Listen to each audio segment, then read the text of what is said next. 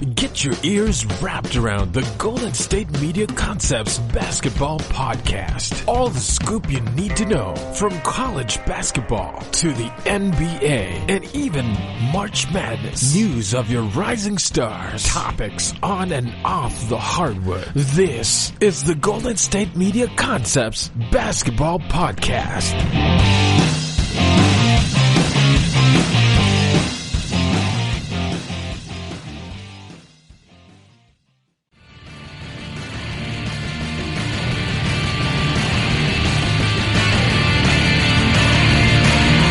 Welcome into the GSMC Basketball Podcast here on the GSMC Podcast Network. I am your host, Brice. And as you know, what we do on the podcast, we talk about basketball. Or whatever basketball there is out there that we can try to talk about. So obviously we know there's not a lot, but there's something.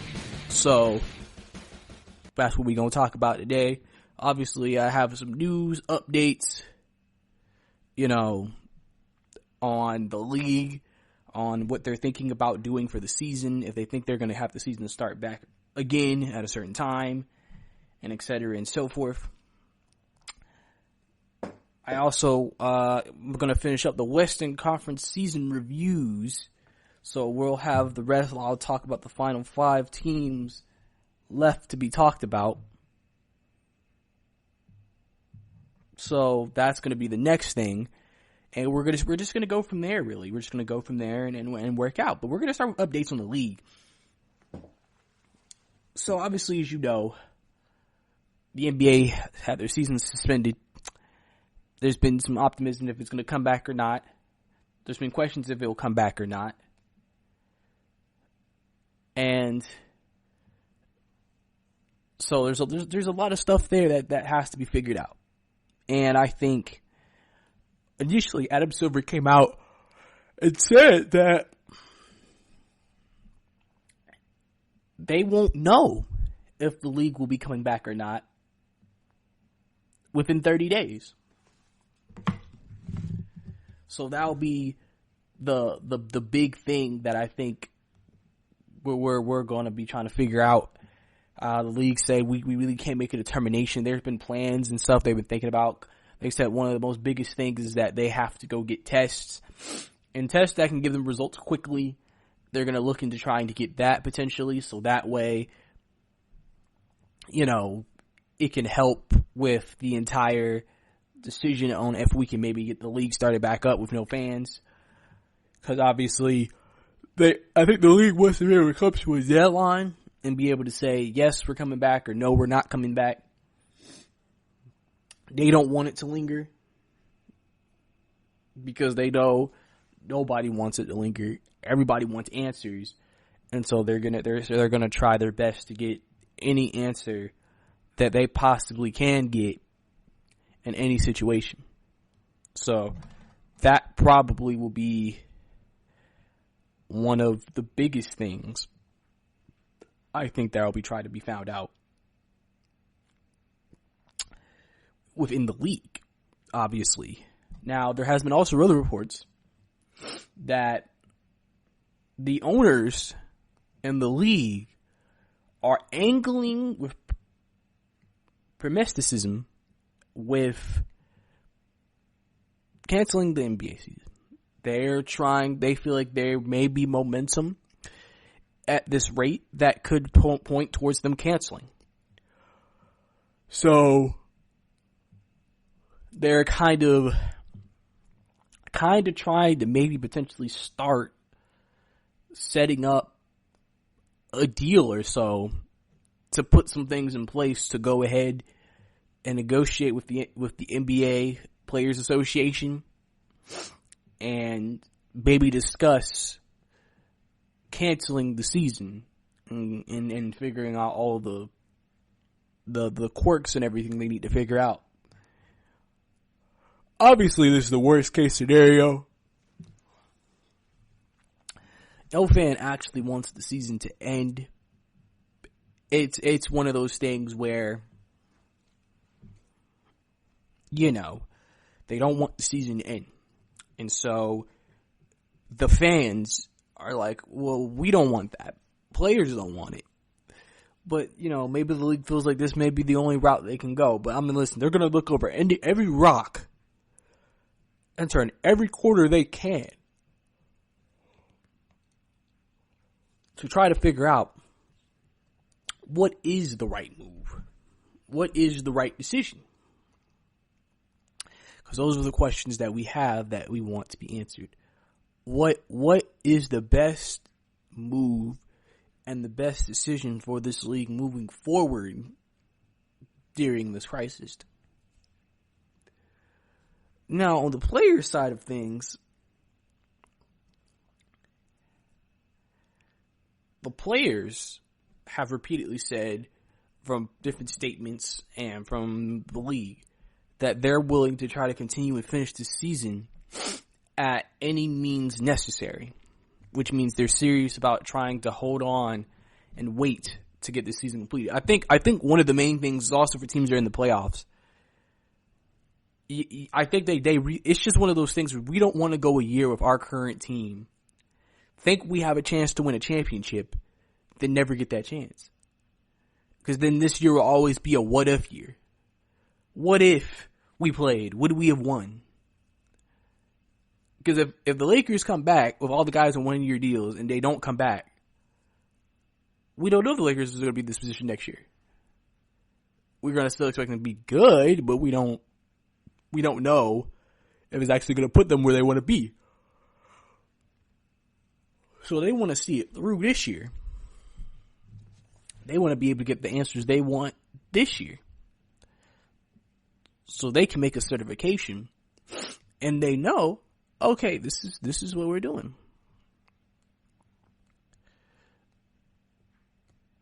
So I think that's one of the biggest things right now that is in flux within the NBA. What is the next move? What should we do? What are we trying to do?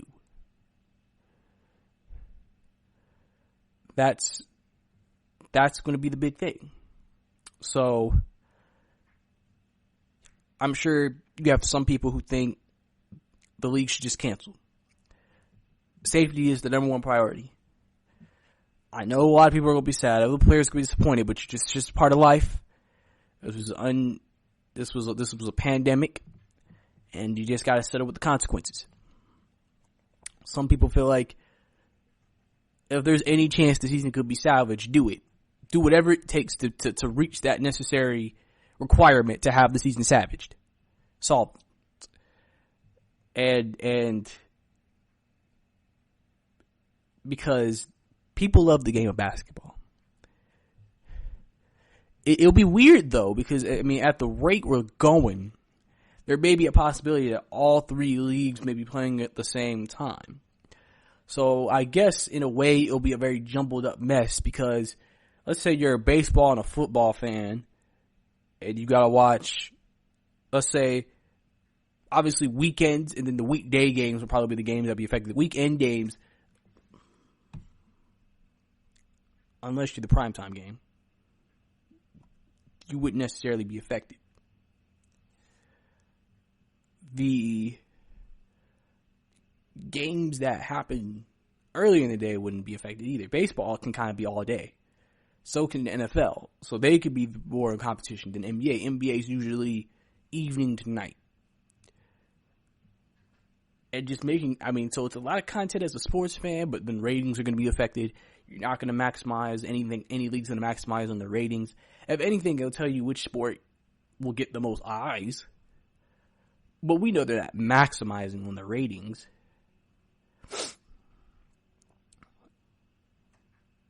So that'll be a very interesting situation if it ever arises. There's just a lot of stones that haven't been turned yet. A lot of people are trying to figure out what they're trying to do. A lot of people are trying to figure out what is the one thing that we're trying to actually do.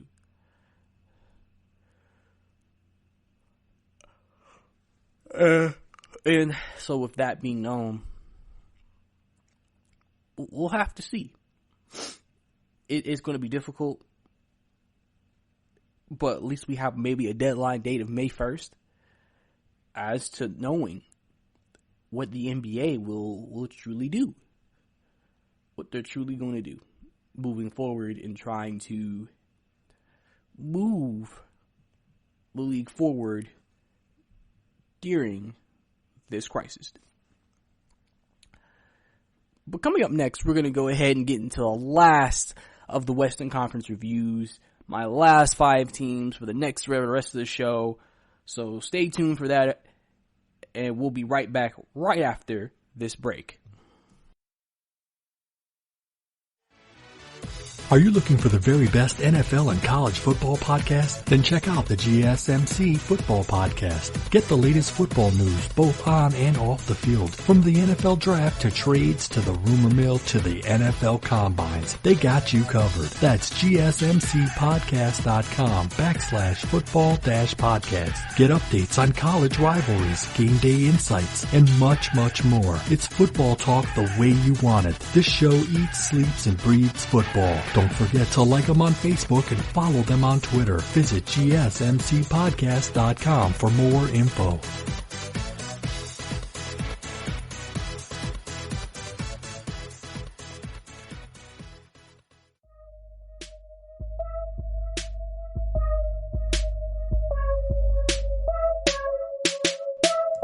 Welcome back to the GSMC Basketball Podcast.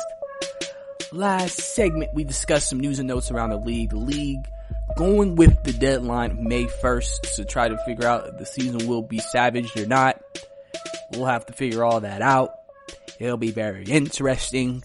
Adam Silver said it, so there you go. And you just got to see what happens.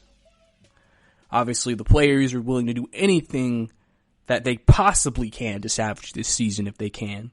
Salvage. And the league and owners are looking towards we may have to cancel it, so let's just go ahead and maybe start putting some stuff in place to be ready to cancel. So it'll be definitely a very interesting next 30 days, I would say, to see what exactly is going to end up happening moving forward. It will definitely be very, very interesting, I would say so myself, to see what happens moving forward. So now we're going to go into the Western Conference reviews. And with that, we're going to start.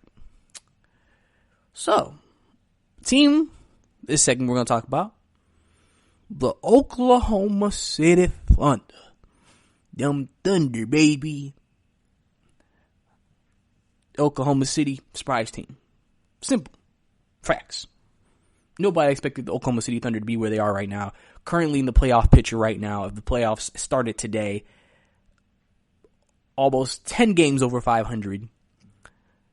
One of the most clutch teams by statistics in the league.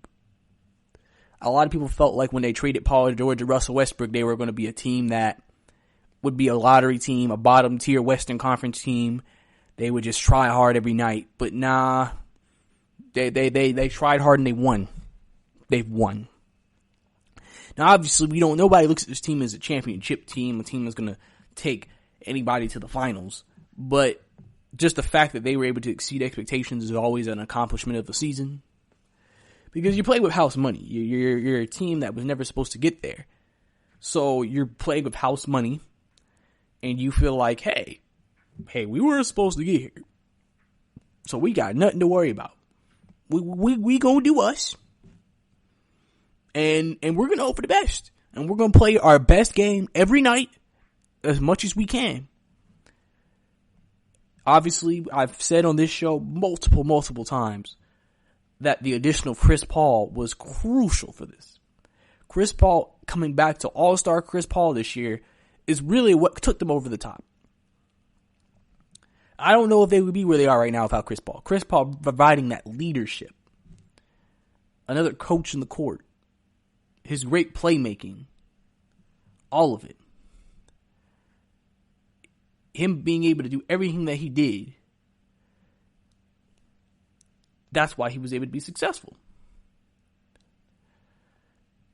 And I think that's what is going to be the biggest thing for me.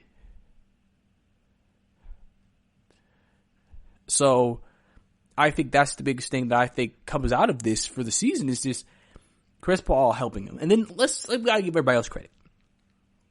Dennis Schroeder's a guy who was drafted by the Atlanta Hawks. I know Dennis Schroeder very well. Was supposed to be Jeff Teague's replacement. Got 1 year. Averaged 20 a game. But they knew with the new regime coming in, he wasn't the guy they wanted. So Dennis Schroeder, his whole career, even up to this point, everybody knows he has talent, he can score. But it's just something about him that's not making people say, I want to commit my franchise to this guy. And all he does is come out and ball. With him and Chris Paul, they're one of the best backcourt duos in the league. Schroeder is a guy who can get buckets. And he does it in clutch situations and just in normal game situations. That's one thing Dennis Schroeder can do is score. Not the highest percentage for three, but he can get to the rim and make plays. Then we also got to give Shai Gilgeous-Alexander. He was the big piece in that Paul George trade. He was the young guy the Clippers had that had potential to be a star. But obviously when you're looking for a championship, you don't really have time to see if he's going to become a star a lot of the time for a lot of teams. So to enable to get Paul George, you had to give up that guy. They gave him up. Listen, you're not complaining because you got Paul George. But you see he is becoming more of a star in Oklahoma City. I believe he had a 20-20 game this year. He is a guy who has definitely reached the expectations of what people thought his career trajectory was. And he's been moving up the ranks and becoming a solidified wing defender who can score the ball. Then you got to go with the old timer Steven Adams. Been there since day one. Guy who tree down there, punishes in the paint, rebounds.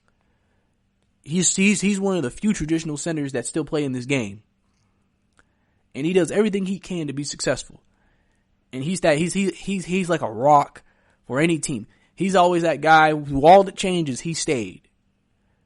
He was there all the way from Westbrook and Harden and all that. Now it's not even any of them on the team anymore. He has obviously the most respect out of anybody on that team because of that in Oklahoma City. And he can still be productive for you. Then Danilo Gallinari, a guy who always had the talent to be at least an all-star level player. I would say to be a Gordon level, at Pete Gordon level player, which is a good player. A guy who can get you 20 a night. But he always had injuries. He always had things hold him back from reaching that expectation.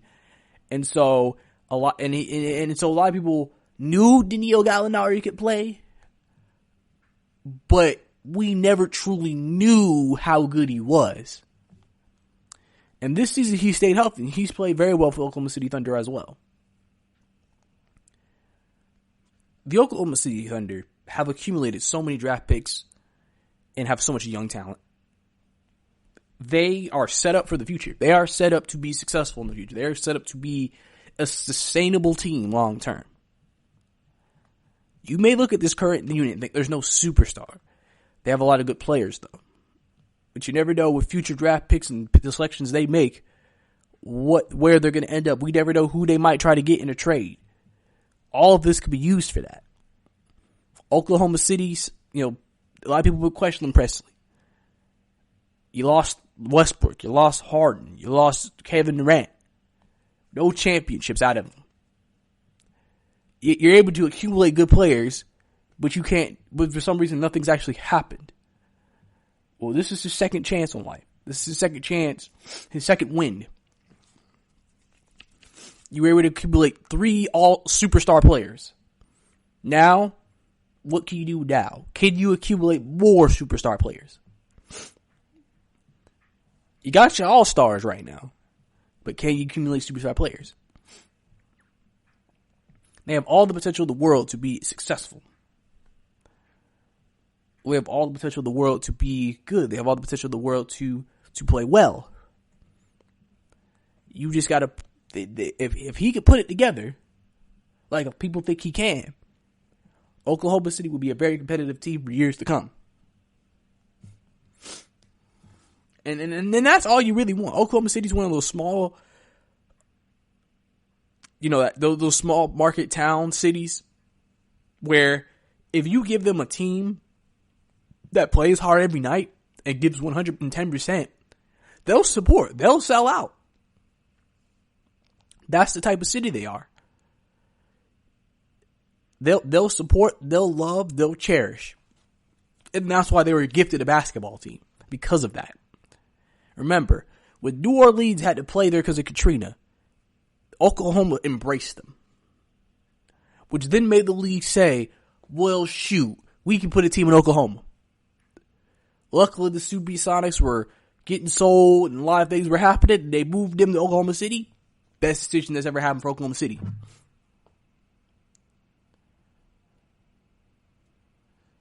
So, a lot of things have worked out very well. Teams are playing well. Oklahoma City has a very good future when you look forward into what's happening.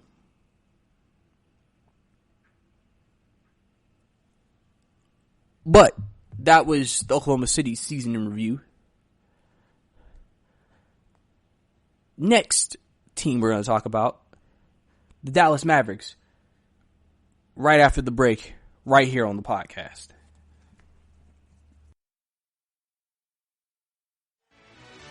Check out the show that's built on the MMA. From the UFC to extreme cage fighting, they got the fights covered. Check out the GSMC MMA podcast. Get the latest news on past or upcoming fights. Join us as we talk to and about some of the biggest names in the MMA, past, present, and future. When it's the fight game, there's just one show to check out. GSMCpodcast.com/MMA-podcast. Don't forget to like them on Facebook and follow them on Twitter. Visit GSMCpodcast.com for more info.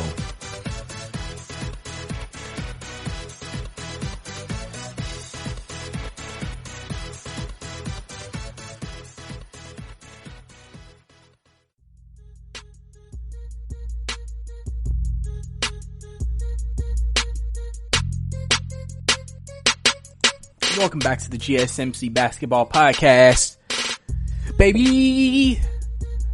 Right here on the GSMC Podcast Network. Last segment, I broke down the Oklahoma City season in review, how great they have been as a watch, how surprising they've been as a team, all the stories, all the draft picks, Presley getting a second chance on life to create another powerhouse for the 2020s decades, young talent across the board, great veteran leadership, great veteran play, all of that. And so much more. Right there, reviewing Oklahoma City's season in review right there. But now, we're going to go to my next team that we're going to review here on the podcast. And that is the good old Dallas Mavericks. Mark Cuban's team. Mr. Cuban. Dallas Mavericks. The Dallas Mavericks are a team that acquired Kristaps Porzingis last year. Obviously, Kristaps was out for the entire year with the Knicks last year, had a knee surgery, didn't play. Had some issues in New York, ended up getting traded here. So, with that happening, this puts them in a position of this. If you think about this, if you think about it, just hear me out. Now hear me out.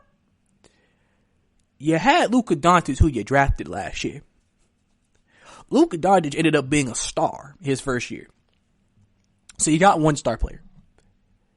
Dallas did acquire Kristaps Porzingis.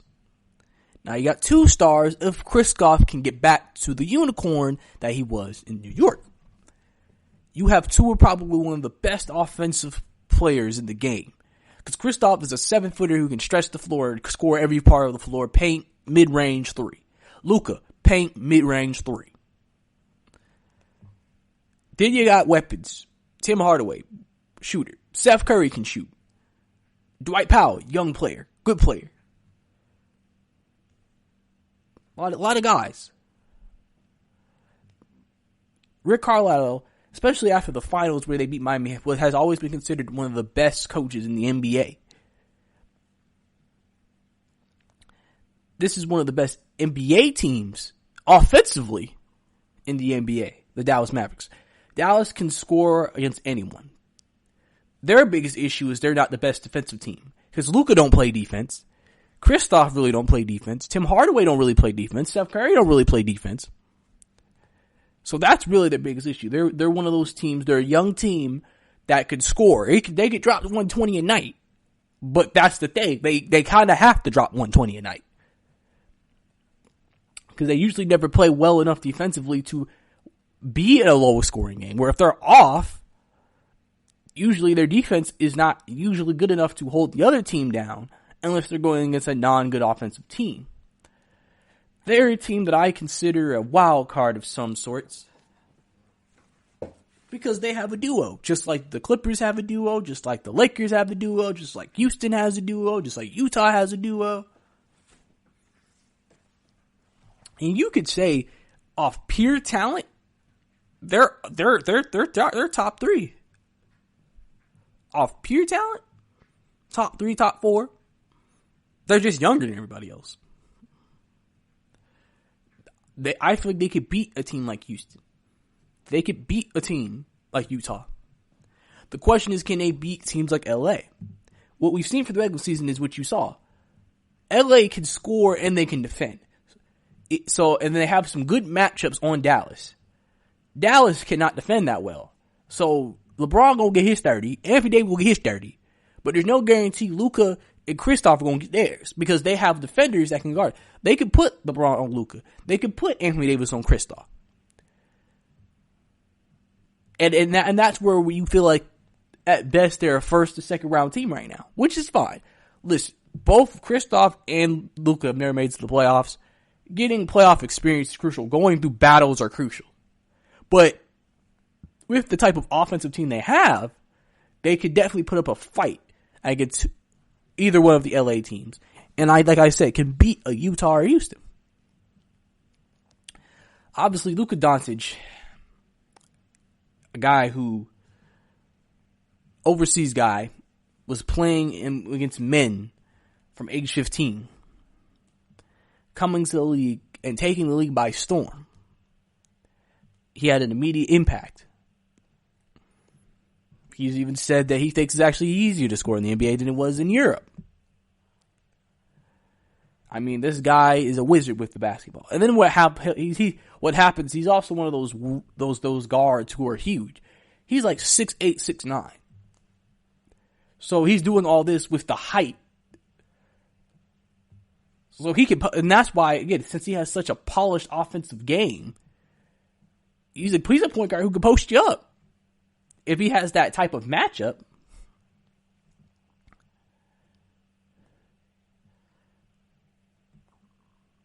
And I think it shows. I think it shows. It really, really shows. So I think that this is Luka, if he could get better on defensive end, because there has been criticism that he doesn't try that hard. Like, he legitimately just does not come into the game saying, I'm going to play lockdown defense. Even though Luka, you feel like, has this physical skill set. Maybe not the most athletic guy, but he's big enough to, if he puts effort into it, he could be a pretty good defender. He may never be first team All-NBA, but with his height and size, especially against smaller guards, he should be able to potentially lock them down. Obviously, he's young.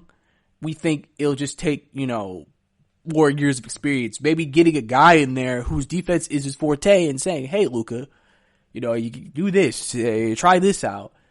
Because playoffs, even players that don't play defense during the regular season start to at least try to play defense during the playoffs. Because playoffs, you can't just be letting possessions go up like that. Usually in the playoffs, you don't allow teams to have that easy possession because you don't want to play defense. Every possession, listen, it's win or go home. We're trying to go up in the series. I got to play hard every possession. That's why you start seeing guys like LeBron play hard on defense. Even Harden starts to play better and harder on defense. You think he goes against Golden State and he's taking possessions off with Kevin Durant on him? No. He's trying.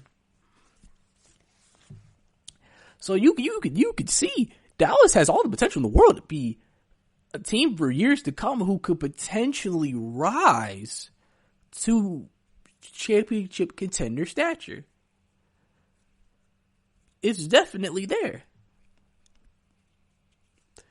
But it's just a matter of putting them in position to be successful.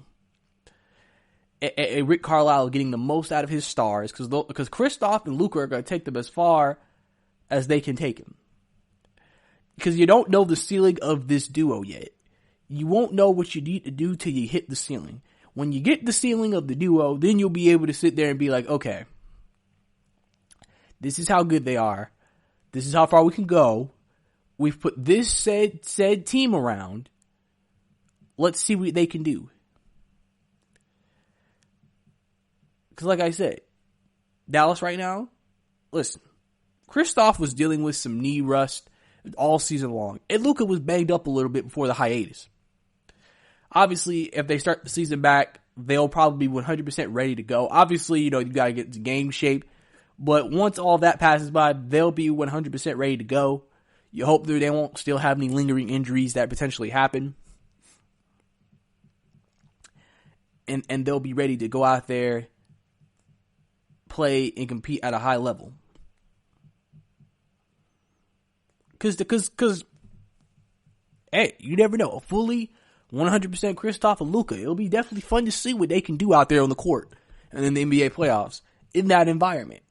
It'll be definitely exciting to see it, and I think Dallas fans would love to see it because they want to know, do we have a team that can win a championship one day in the NBA? But that was your Dallas Mavericks season in review. Hope you enjoyed that. But now we're going to go on to the next team, next segment. Right after this break, we're going to talk about those Minnesota Timberwolves right here on the podcast.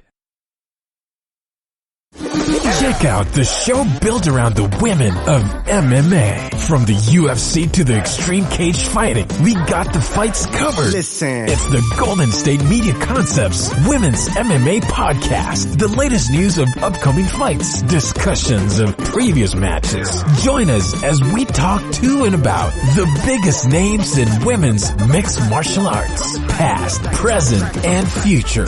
When it's the women's fight game, you know where to listen to. The Golden State Media Concepts Women's MMA Podcast.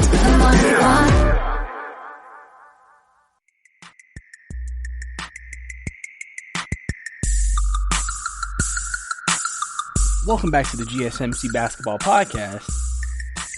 Last segment, we talked about them good old Mavericks. We talked about Luka Doncic and Kristaps Porzingis, the potential they have being two stars, superstar players, a superstar duo, how far Dallas could potentially go. And basically, I feel like even this year, I think they could beat a team like Houston or Utah. This year, if they're healthy coming back from this hiatus, I think they could go out there and they could beat those guys. 7-game series. And I think they'll give Lakers and Clippers a run for their money. Because Dallas is so good offensively, they're going to have a game where they're going to offensively explode. So obviously those games are going to be the most exciting. They're probably with that being known, one of the more exciting teams to watch in the NBA as well. But now we're going to get into our next show. And we're going to talk about the Minnesota Timberwolves. Minnesota, they obviously bad year. Expected. Started off good though. But like everything was like, oh, Minnesota looks pretty good this year. Oh, it looks like they're getting better. Oh, it looks like they're getting to a higher point. They're getting to a point where they're going to be a team to be reckoned with in the Western Conference. And that died pretty quickly. Injuries happen. They traded Andrew Wiggins throughout the year, so obviously that experiment was over. Karl-Anthony Towns has still been a big player. They have crucial decisions to make this offseason. You know, listen, they had the third worst record, 19-45. That's not good. Their new Rojas has completed his first year of basketball operations in the Twin Cities. And, you know, they also brought in Flip Saunders' son, Ryan Saunders, to lead this team, but people are wondering, is he the right man for the job? Can they win around Karl-Anthony Towns and D'Angelo Russell, who they also traded for? It's going to be tough. You know? I mean, remember, this team last year had Sarge, Wiggins, Teague, Covington, Dang, Bell, Shabazz Napier. And this year they acquired Russell, Malik Beasley, who's played well. He was the guy who was buried on Denver's bench and has played well for them. Juwan Hermon Gomez, James Johnson, Evan Turner, Jacob Evans, Amari Spellman. They've done some flipping. They've done some figuring out. Obviously, Russell just got there. He came after the trade deadline, only played for a few weeks, so he has to still build that chemistry with Karl-Anthony Towns. And, you know, it really, you know, we really have to see. Obviously, the rookie they drafted, Jarrett Culver, has been a disappointment, only averaging 9 points a game. It looks like they might have missed on that potentially, but they have some guys that they like that's played well. He has some money to spend this offseason.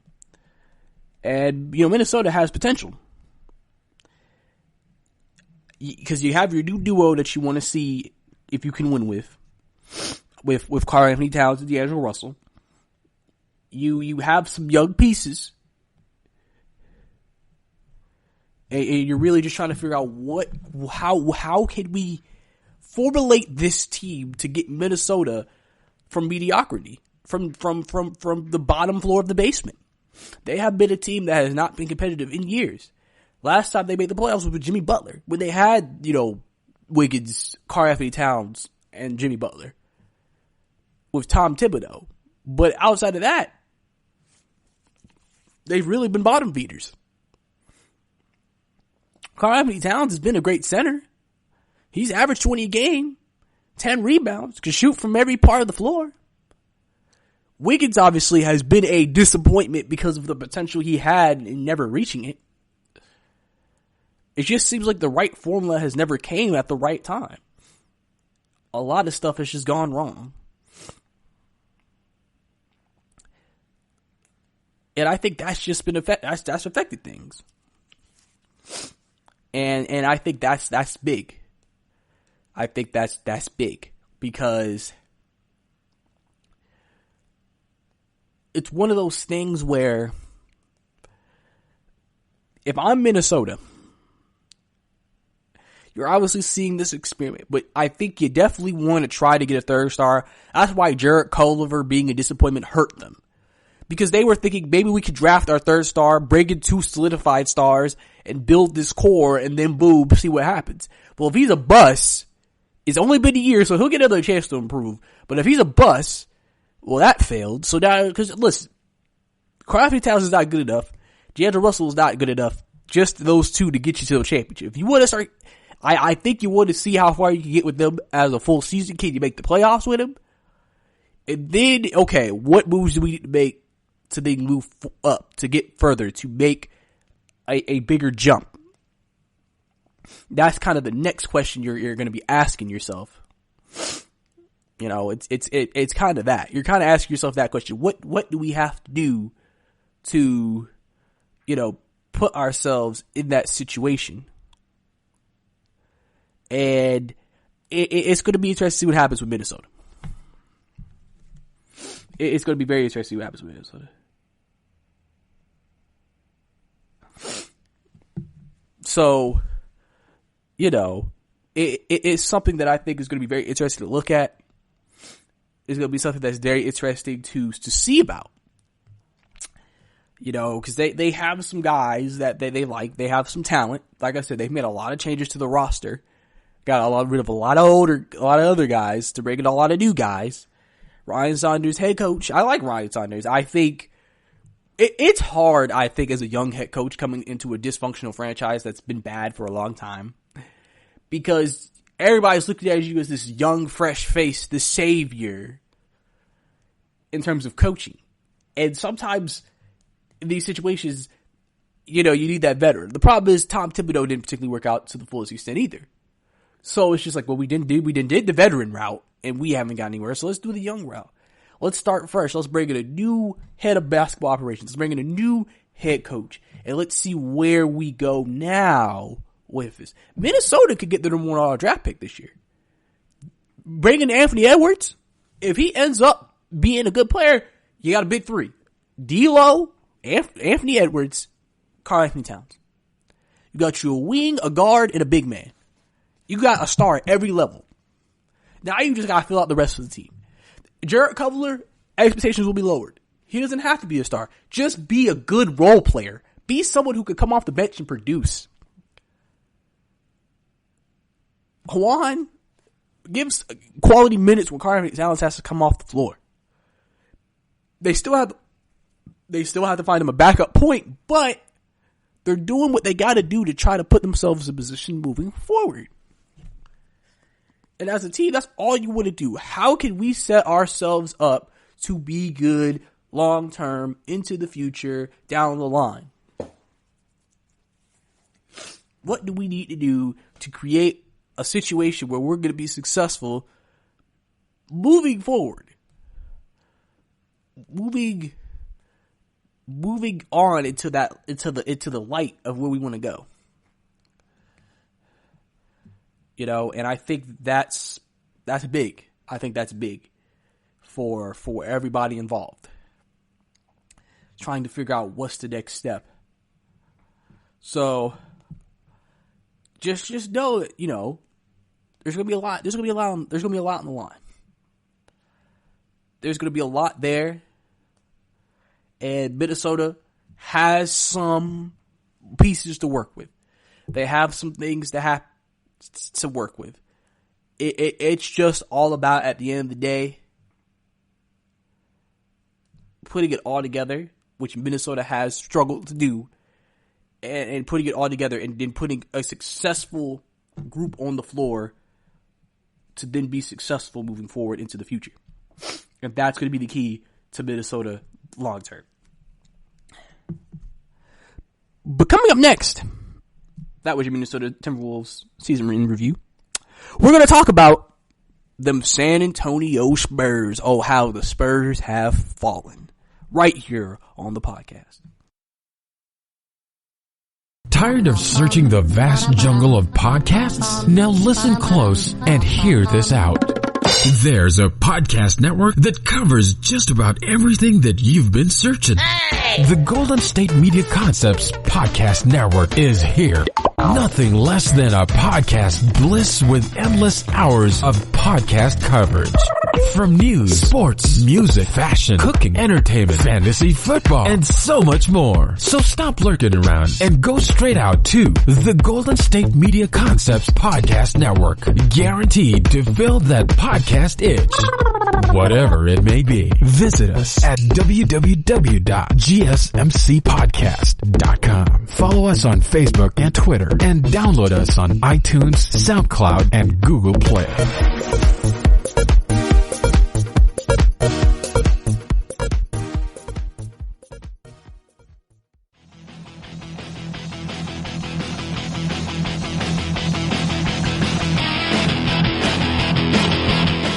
Welcome back to the GSMC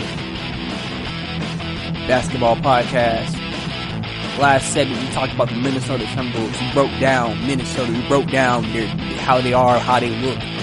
We broke down what Minnesota looks like moving forward. And, you know, Minnesota obviously is a team that has potential. Has potential to be great. Has potential to be elite. If they can get the right formula together, and the players like D'Lo, Carl, whoever they draft for top lottery pick, free agents, head coaching can kind of put it all together and make it work. I think that's going to be the biggest thing I think that they got to do.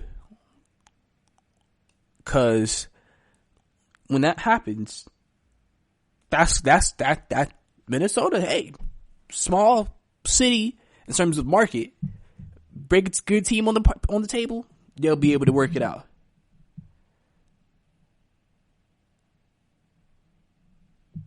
So that's going to be the big thing moving forward. But now we're going to get to my next team of season review, the San Antonio Spurs. So the San Antonio Spurs, they've been great for so long. They've been good for so long. They were the team. They were the New England Patriots of basketball.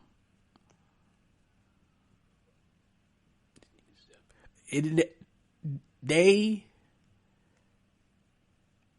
have been the team that was the model of greatness in the NBA. They were the franchise that modeled themselves over work ethic, great coaching, hard coaching, and success.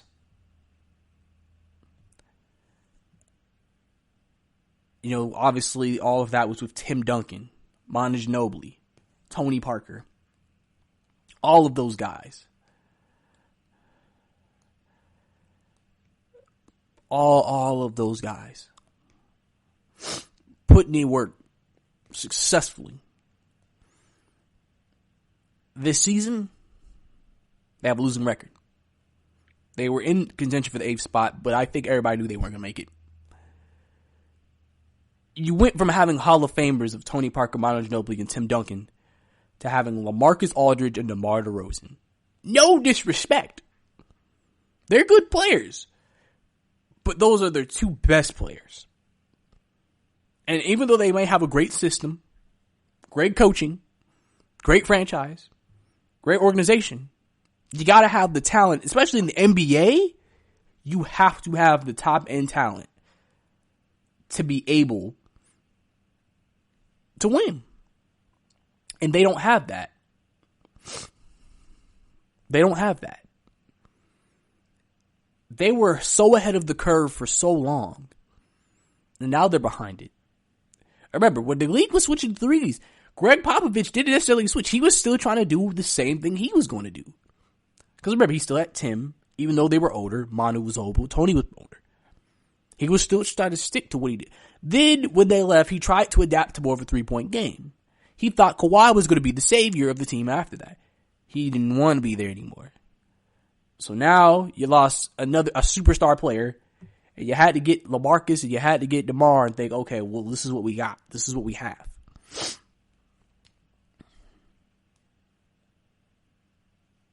And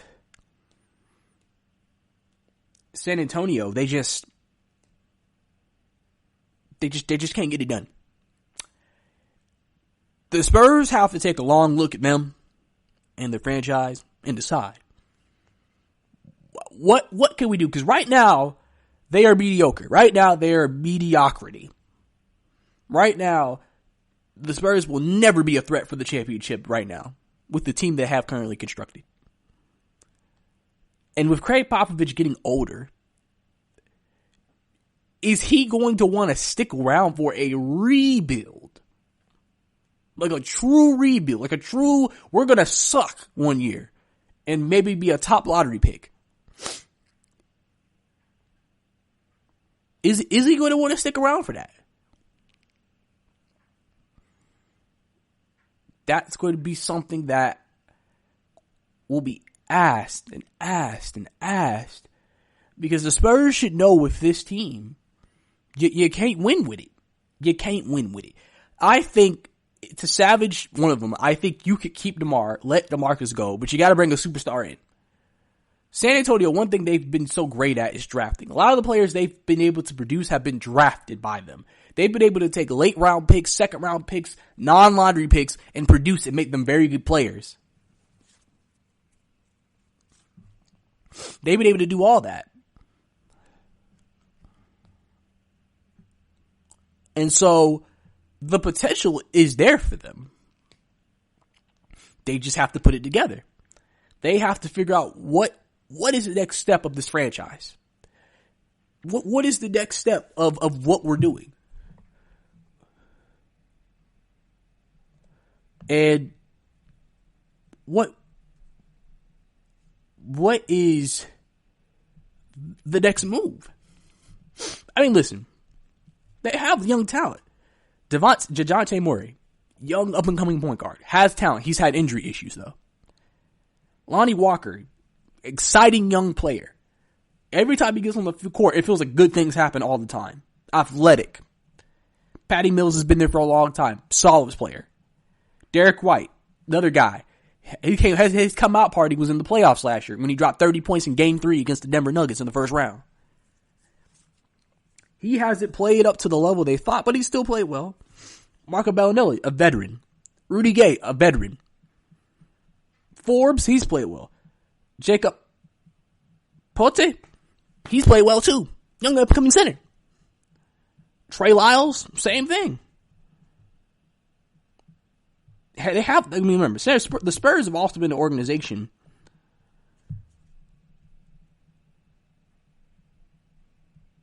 who invest a lot into foreign players, who invest a lot into the unorthodox. They invested in the foreign players and late round draft picks, and when they did have a high round draft pick, they got Tim Duncan. So what can the Spurs do now? There's been a lot of people from the Spurs coaching tree that have been successful. Mike Budenholzer has been the biggest recipient. Atlanta, 60-win team, Eastern Conference Finals. Milwaukee, 60-win team, Eastern Conference Finals. Hasn't made it to NBA Finals, but you think he's going to get there eventually. You think inevitably he'll make it. You think there's plenty of potential. You think there's plenty of reasoning. You think there's plenty of success that potentially could be there. You think there's a plenty of it to go around. I think that the team has, again, all the potential if they can just figure out what is the next step. Right now, it looks like the Spurs might have to do a total rebuild. I mean, obviously, I feel like since they're such a smart franchise, you never want to rule them out. You never want to sit here and say that has to be the case.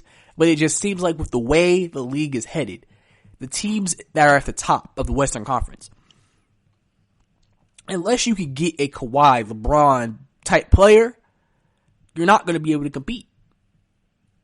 And if the Spurs are so good at drafting, they might need to legitimately take a year where they're bad and try to get a top player in a future draft.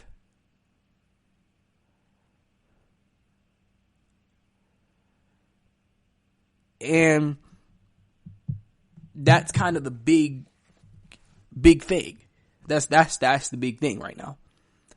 That's the big, we don't know. That's the big, I gotta figure it out. That's the big question right now with the Spurs. What is the next step? What do we do? We're not making the playoffs. We barely made it last year. Luckily, obviously, with the coaching, Greg Popovich being your head coach, you're always going to play hard, compete hard. Fundamentally, they're never going to beat themselves, but it's just the talent's not there. You can only go so far. You can only go so far. So we'll have to see what the San Antonio Spurs decide to do moving forward into the future. And that was your San Antonio season in review. Coming up next, to finish out all Western Conference teams, we will talk about the Los Angeles Lakers right here on the podcast. Are you looking to get your college football fix? Looking to get the latest news on your favorite school's team? The GSMC College Football Podcast is your ticket to all things college football. Join us as we talk college football from the national championship, the college rivalries, the bowl game, to the Heisman Trophy. To which conference is the best? We've got you covered for the Big Ten, SEC, Big 12, the Pac-12, ACC, and everything in between. Download the GSMC College Football Podcast on iTunes, Stitcher, SoundCloud, Google Play, or anywhere you find podcasts. Just type GSMC in the search bar.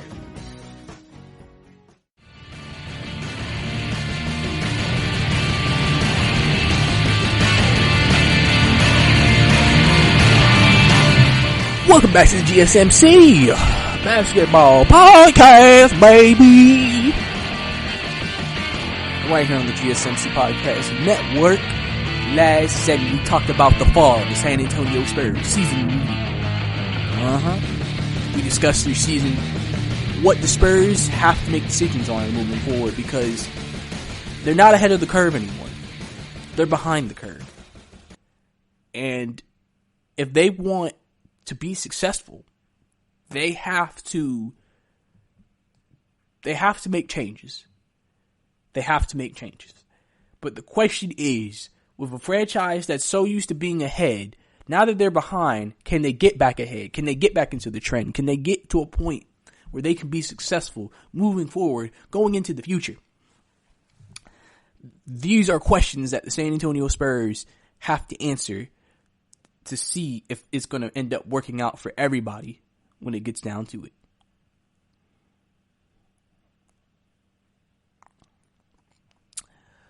So now we're going to go with my last team of the Western Conference review.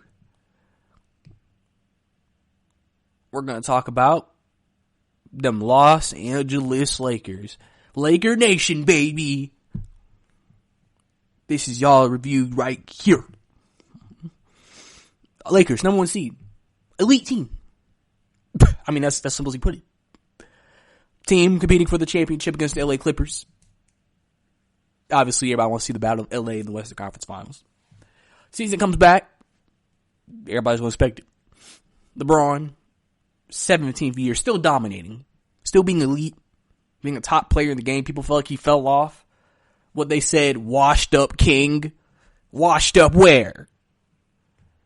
Be like Shannon, averaging 25, 8, 10, shooting 49% from the floor.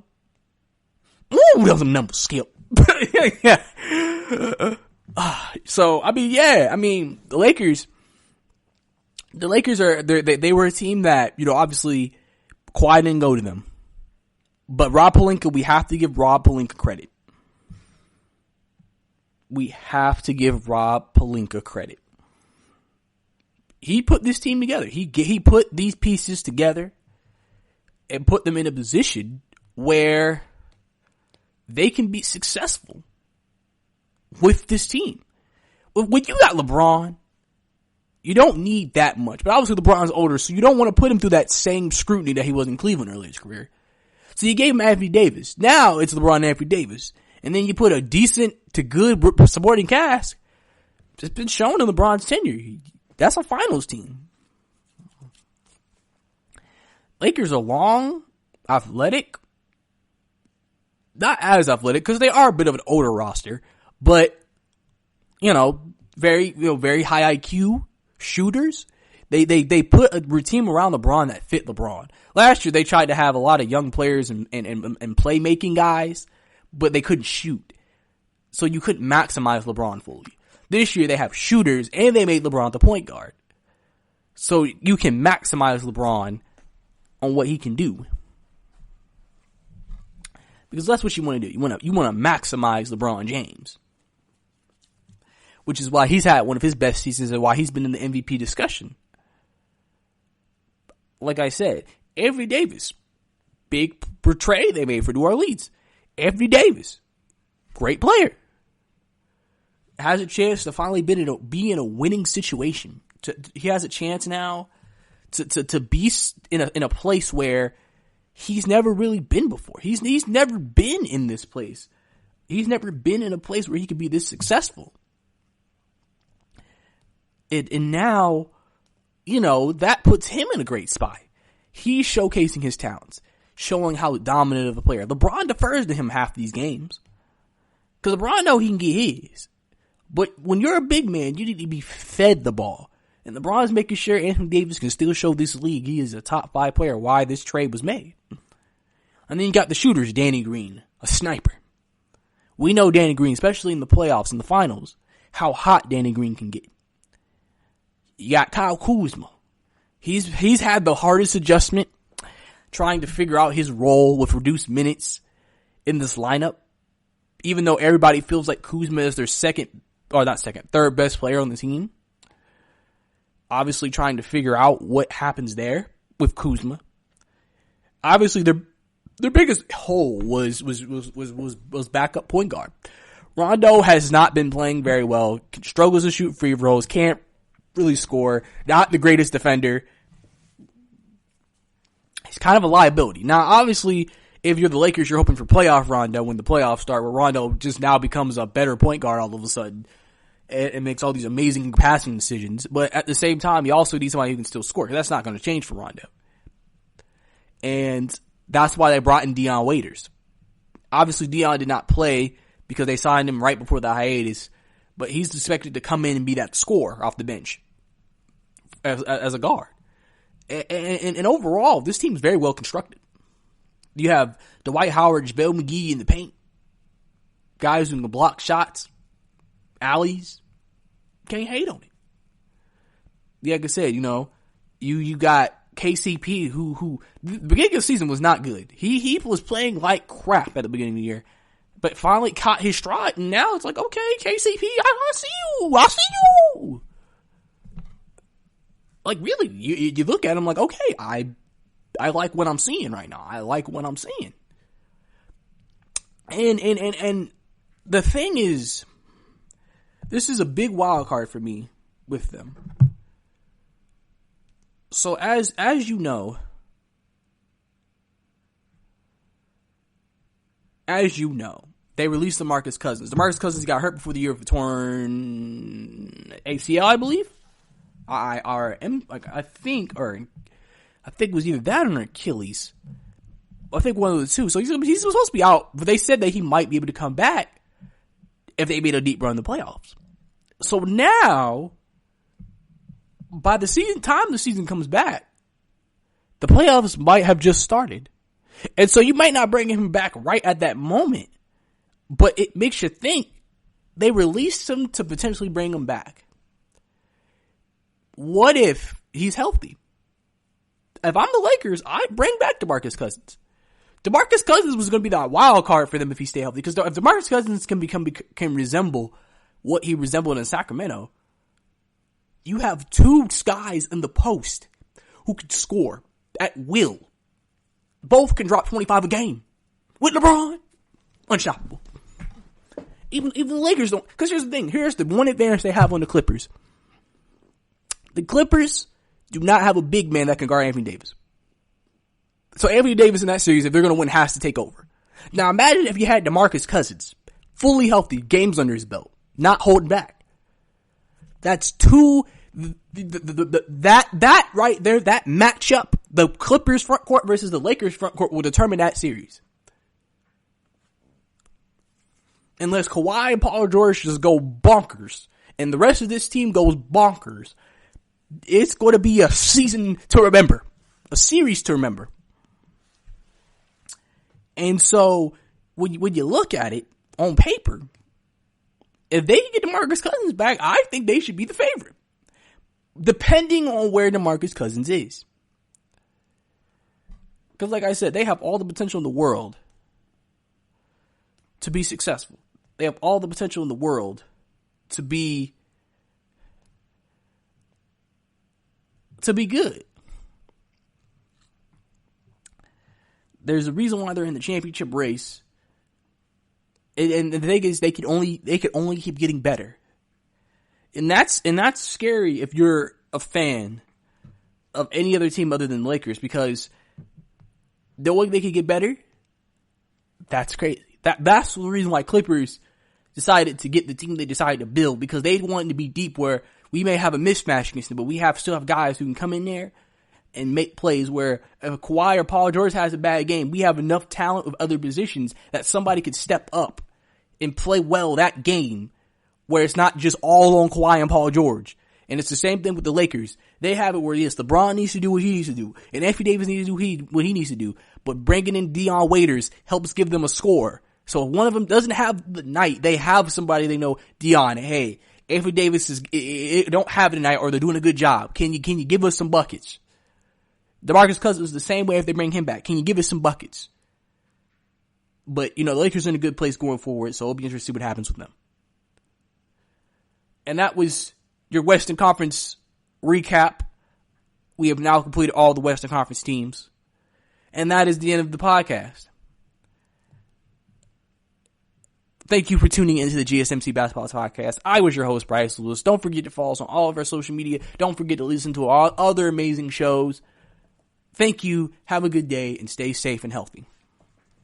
You've been listening to the Golden State Media Concepts Basketball Podcast, part of the Golden State Media Concepts Podcast Network. You can find this show and others like it at www.gsmcpodcast.com. Download our podcast on iTunes, Stitcher, SoundCloud, and Google Play. Just type in GSMC to find all the shows from the Golden State Media Concepts Podcast Network, from movies to music, from sports to entertainment, and even weird news. You can also follow us on Twitter and on Facebook. Thank you, and we hope you have enjoyed today's program.